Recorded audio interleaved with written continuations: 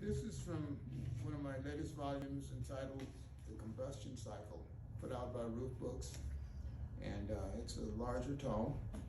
And I'll read from the first part of the book, the first poem in the book, of which there's 3 large poems. The first poem is called Concerning the Henbane Bird, and the henbane bird is a spoken thought of my protagonist, which is a hummingbird. So we'll read from that, and this is the first part of the poem, first part of the volume, and I'll take care and read about 5 pages. Poison, the mystification by poison. No, but life as seminal cladistics, not prone to involuntary slumber or to the eye of measurable destruction, but the equidistant barriers surmounted as movement through centripetal transparency, like a flask of mirrors as centigrade in rotation. I exist as incessant cylindrical magenta inside my black vertiginous eye, never ceasing to vibrate so that I am diaphanous, conspicuous, less given to accessible opalescence or distortion by skiography. As I hover inside the Andes, as the field of an interior lightning subspecies, as an arc, as a sun on a tremorous ruby, not being subject to tribes or genera or toxins. Being the shamanistic hill star, I am nevertheless subject to an iridescent shrillness, to a faultless hurricane taxonomy. Being the flight that is vaporous, cleansed, and undividable as transfusion. My molecules, ghost. My genetics, in absentia. Of the avians, I am the pre-existing hill star, not collapsed into form. I am obscure and proto-endemic as voltage. Like a sun, minus saffron as weight, aligned with the first Vulcanian satellites rising from ghostly eruption. They are 3 in number, never subject to calendrical mazes, to continental weight. I am sunless, according to the scribes who pored over text in Chaldea, who've negated various weights of salt. According to my sound by inverse rotation, according to mountain chains, according to various beasts born before gravity was founded as law. A law implied and imploded as various dimensions of surcease, making me sullen and untoward, climatological and variform. Therefore, I merge and cease to merge with manifestation and its ripeness. One could call my wing beats aloof, my presence 3 suspended suns anterior to shining, anterior to promulgation as mass, anterior to the quavering of hawks. One thinks of titans whose glory is translucent, whose voids are akin to the weightless hovering of funnels. And this is not to condone a monotheistic sacrifice body, but to fully engage a transcendental seepage as a swan emitting sounds whose fundamental gift is disorder, whose zone revolves as darkened mental largesse, to engage a living no longer embrangled by outcomes or collapse. What informs me can never be classified as edict, as bound by circular drachmae.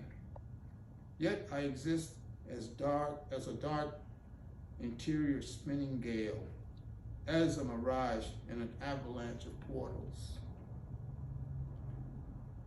Those portals which equate and cease to equate, the ruins which dazzle the breathing by geographic isolation, by cataclysmic landforms.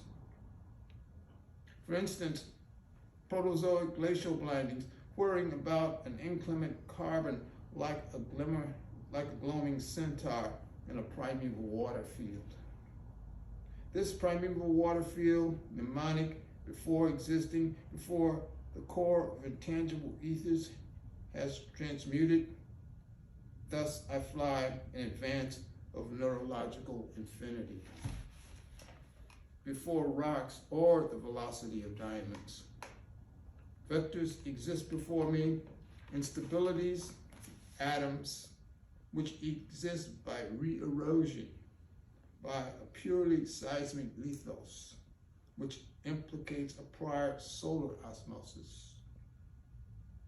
And because of this solar osmosis, I float, I inundate foci by broken solar connectives, which haunts the nectar across a river of sage, being a light which seeps from greenish ocular mist, seeping from my shrillness, from my stunning interior drainage, as if my dialectic were simple, extrinsic, organic, a ways of blazing in Peru.